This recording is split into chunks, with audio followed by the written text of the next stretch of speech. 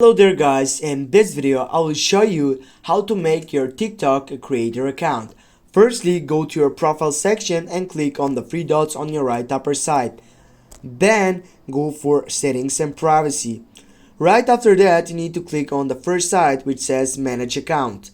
What you need to do next, as you can see on the account control, you don't have the option for creator account, but you have the option to personal account.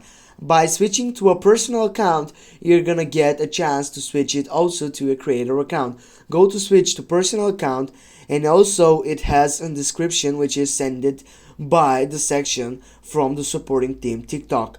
Go switch anyway, and as you can see, we have switched our account. Now also, if you don't have this option to switching to a creator account, what you need to do, you need to go up to your settings side, scroll down, and go for support and click for report a problem.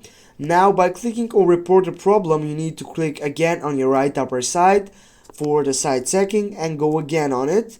Then here you will need to describe your problem. You'll need to take the look that you don't have a creator account section, and this is so important for you and for your account that you want to get up to this point. Thanks guys for watching. Don't forget to hit that like and share the video. See you soon guys.